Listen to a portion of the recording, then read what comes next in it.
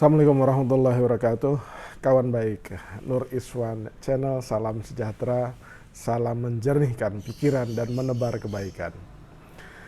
Kali ini kawan baik semua, kita akan membongkar dan membedah narasi survei yang dilakukan oleh Carta Politika, Mas Yuniarto Wijaya. Tapi beberapa survei saya ikuti terus carta ini, ya polanya itu hampir sama. Ganjar tetap di atas, nggak usah kaget kalau Carta Politika survei Ganjar itu selalu di atas. Yang kedua, bedanya dengan yang urutan kedua yaitu Mas Anies, pasti lebih dari 5% gitu.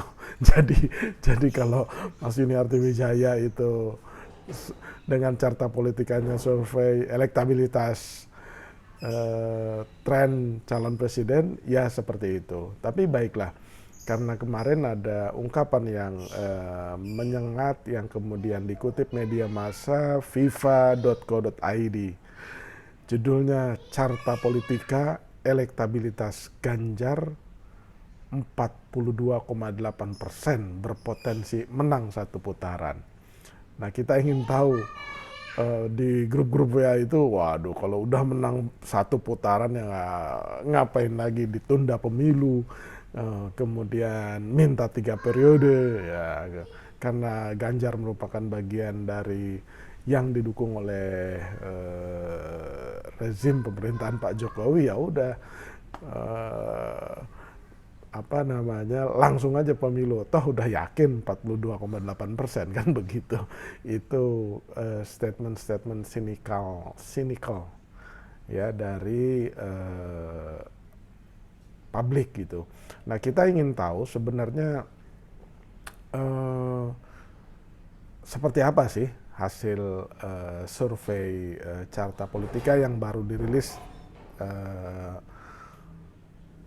tanggal 22 Desember yang lalu gitu. Jadi selain tadi elektabilitas yang 42,8% itu datangnya dari mana sih? Katanya menggunakan riset eksplorasi atau apa gitu. Jadi sehingga kok keluar angka 42,8% gitu. Ternyata kita menemukan bahwa itu disampaikan Mas Yuniarto Wijaya itu pada saat rilis, ada satu slide di survei Carta Politika itu tentang efek tingkat pengenalan terhadap elektabilitas calon presiden. Pertanyaannya, ya, jika pemilihan presiden dilakukan sekarang atau diadakan sekarang, siapa yang akan Bapak Ibu Saudara pilih sebagai presiden di antara nama-nama berikut ini? Gitu. Maka keluarlah jadi tingkat pengenalan terhadap elektabilitas calon presiden. Ya, kemudian hasilnya itu yaitu tadi, yang mantap memilih Ganjar 42,8%. Yang merah ini adalah seluruh sampel, yang hijau itu adalah yang kenal. Jadi angkanya Ganjar itu di seluruh sampel 37% yang memilih, yang kenal dengan Ganjar 42,8%. Mas Anies di seluruh sampel 29,2%, berarti selisih ya hampir 6% dengan Ganjar 37. Kemudian yang kenal Mas Anies itu 28,1%.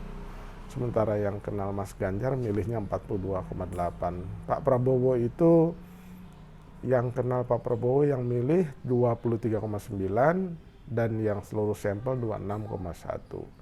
Nah, kira-kira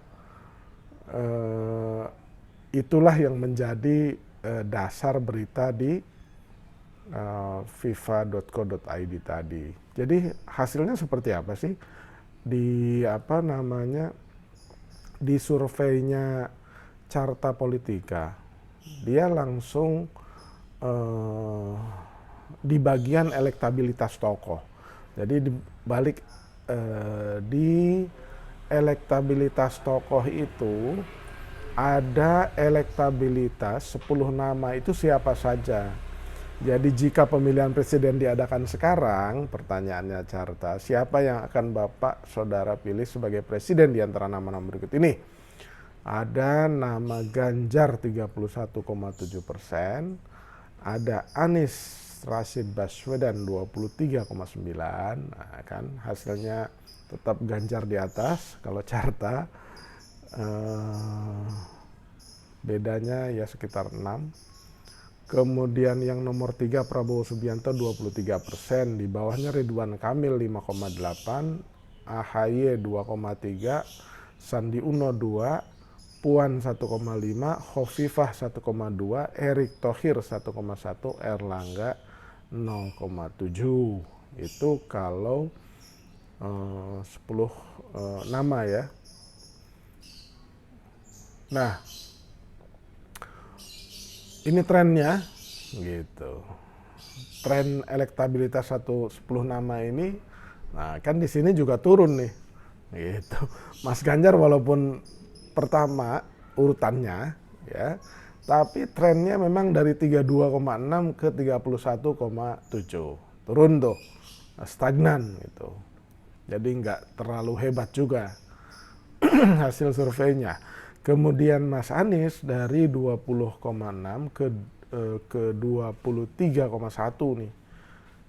23,1. Ya. Kemudian ke 23,9 gitu. Prabowo dari 22% di November naik ke 23 gitu. Jadi seperti itu. Sementara Ridwan Kamil di September 7,2 tapi turun ke 5,6 dan 5,8. Kemudian AHY yang merah dari 3,5 ke 2,3. Sandi Uno dari 2,0 ke 2,0. Itu. Puan Maharani yang biru dari, udah nggak kebaca lagi, tapi kira-kira trennya seperti ini nih. Puan Maharani, Khofifah, Erick Thohir, dan Erlangga. Nah gimana kalau 3 nama, elektabilitas 3 nama? Elektabilitas 3 nama itu, Ganjar Pranowo-nya 37, Anies Baswedan-nya 29,2, kemudian Prabowo Subianto 26,1, yang tidak tahu 7,7. Nah, jadi hasilnya kira-kira seperti itu tuh dari Carta Politika Mas Yuniarto Wijaya. Jadi demikian kawan baik, itulah selengkapnya secara singkat survei yang dilakukan oleh Carta Politika Indonesia yang komandannya adalah Yuniarto Wijaya. Gitu. Nanti lembaga yang lain kita bahas juga. Tapi kira-kira kawan baik baca saja, ya kan, nggak usah kaget, galau, apalagi marah dengan survei Carta Politika, apalagi yang katanya tadi berpotensi menang 1 putaran. Kita lihat hasilnya saja nanti, tapi sebagai background dan referensi ya bolehlah, sekaligus hiburan juga. Ada lembaga survei yang sudah berani menyatakan menang 1 putaran gitu. Ya demokrasi ya, tidak ada salahnya. Kita tidak tahu apakah memang keyakinan itu didasari oleh bukti-bukti ilmiah, hasil di lapangan gitu. atau memang membuat narasi sendiri untuk mensukseskan seseorang, kita tidak tahu. Yang pasti kita baca yang di atas kertasnya sajalah. Kira-kira begitu, kawan baik semua. Terima kasih, jangan lupa subscribe, like, share, dan komen. Nur Iswan Channel.